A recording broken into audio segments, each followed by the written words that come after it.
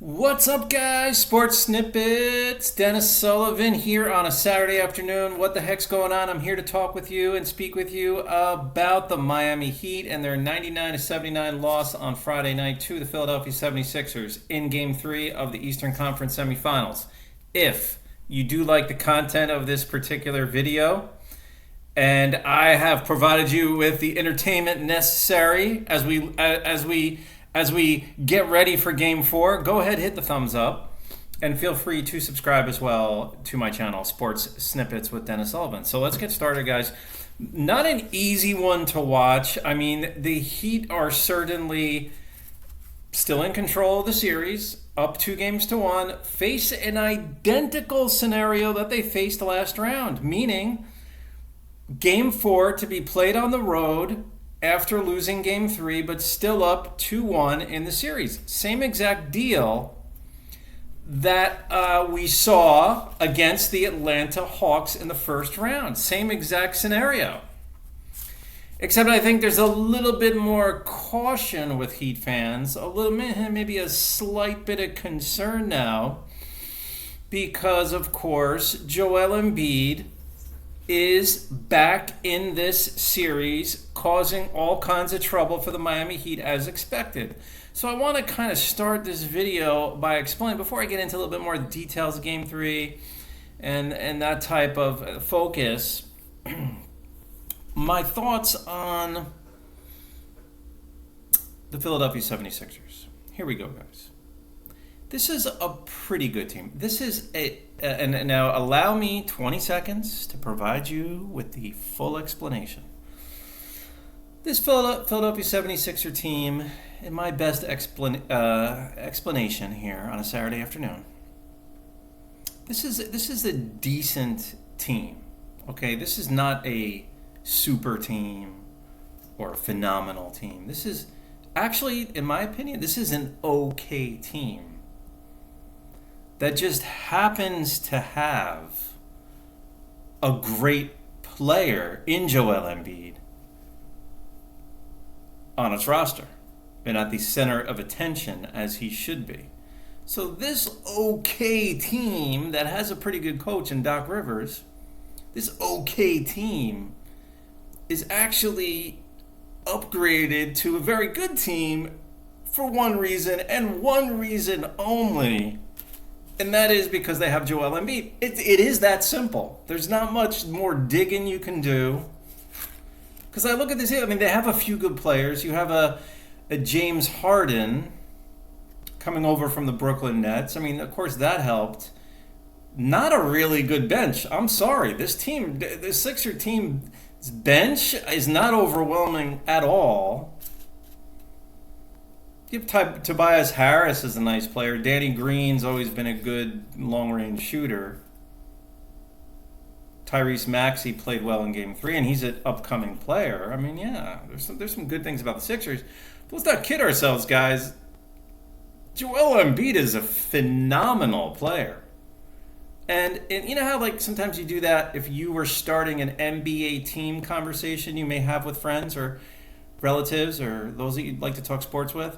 If you were starting an NBA team, who would you like to have as your guy on the team?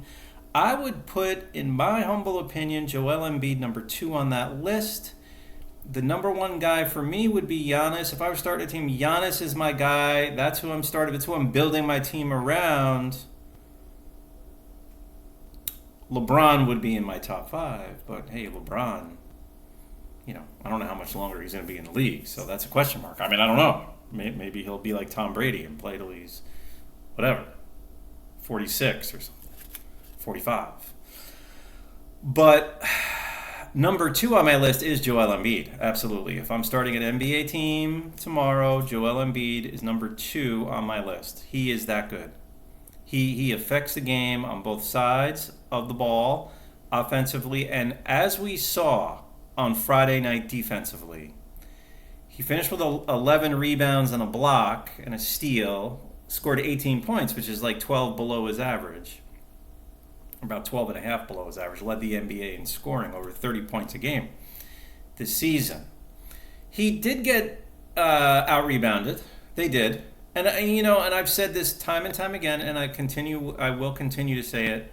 When the Heat get thrown into this like just battle under the board, scrappy game, 41, what was it at the half Friday night? 41-34, no one really hitting their shots, fouls, rough play. That's how you kind of get to the Heat, though. That's really the game the Heat are not masters of, in my opinion. They don't really quite have a roster to go deep in the trenches and that kind of deal. And I would be more confident if we were to play Dwayne Dedmon, who's a good backup big guy. The Heat, whether it's regular season or postseason, 12, 14 minutes, we're done there. That's about it. Played something like 12 and a half minutes on Friday night. I would love to see 18, 20 minutes out of Dwayne Dedmon. I would love to see that. But we just don't seem to, it doesn't seem to fit in the game plan of the Heat. It's really that simple. And it's working. It's working. Meaning the philosophy's working. Go small, a lot of three-pointers, play up tempo, play great defense. It's all worked to a number one seed. But now we go into Sunday night, 8 p.m. Eastern Standard Time. This is going to be a big game against the Philadelphia 76ers in Philadelphia. Want to discuss some statistics with you, as I normally will. I'll run through it pretty quickly. And the ultimate question now, I think, that is being asked, I listened to some sports radio Friday night as well. The big question now that Heat fans are having is, well, what happened to Duncan Robinson? Where did he go? What happened? Obviously, the Heat are going with Max Strus, not only in terms of the minutes that Duncan is losing, but Max Strus is a starter for the Miami Heat, which I have mixed feelings on. Thumbs up that he's getting more time. I like his overall game. But it seems like when his shot isn't clicking from deep, his three-pointers are not clicking or not going in, we'd almost be better even playing Victor Oladipo more, or even more minutes for Gabe Vincent. So there's a lot to discuss there. That's almost another video, guys, to be honest with you. Jimmy Butler would wind up scoring 33 points, adding 9 rebounds, 2 steals. So statistically, he finished up just fine in this game. PJ Tucker got into the skirmishes along the way. 4 points, 8 rebounds, 2 steals. Bam, very quiet after pretty much dominating games 1 and 2. Oh, but wait a second. Now he's got Embid to deal with in the lane. 9 points, 3 rebounds, 2 steals. We got to get more out of Bam in game 4. I think we will. I'm very confident. But he basically got shut down in game 3. There's no other way to word it or to put it. Strus had 9 points, but he did add 3 steals. So he gives you something. He's a scrappy player. He gives you something defensive end. Kyle Lowery did not score a point, had 4 rebounds, 3 assists, and a steal. Okay, would like to see. I mean, I don't know if he's 100%. See, that's the thing. Coming back from the injury. But the Heat played him 25 minutes. That's a fair amount of playing time, guys. So Oladipo played 20 off the bench. What about maybe if the trend continues? In all fairness, we want Kyle Lowery out there, but not if he's not 100%. Come on. So you got to look at Gabe Vincent maybe playing a little bit more, who only had a rebound and 2 assists. Did Gabe Vincent and a steal. Hero at 14 and 4. Oladipo finished 6 points, 2 assists. Dedmon 4 points, 3 rebounds. Highsmith and Yurtsevin added a rebound each. Barely played, only a couple minutes. Another thing, Caleb Martin in this kind of game, why does he not play really? Hardly at all. Caleb Martin, 1 rebound, only played a couple minutes. So there's some question marks. I'm a huge Spoelstra fan, but Coach Spoelstra is the guy, but he makes the right moves almost every time. But there are some question marks on the minute distribution of Game 3. I think there's some valid question marks. Tobias Harris actually almost had a triple-double, 9, 10, and 8. 2 steals. Danny Green and Tyrese Maxey both stepped up with 21 points apiece. Green adds 4 assists. Maxey adds 6 assists and 2 steals. Harden, James Harden, future Hall of Famer James Harden, 17 points, 8 rebounds, 6 assists, and a block. Matisse Thybulle, 4 points. Paul adds 2 points, 4 rebounds. Niang, 3 and 3. Milton, 4 and 2. And Furkan Korkmaz did not score in limited time. So, guys, let me know what you think. There's a lot to discuss on what the Heat need to do in the series. Now, obviously, if they win Game 4, boom. Now, I mean, you jump out. Now you're up 3-1. Pressure is definitely off. I mean, you haven't won the series, but the pressure has been decreased.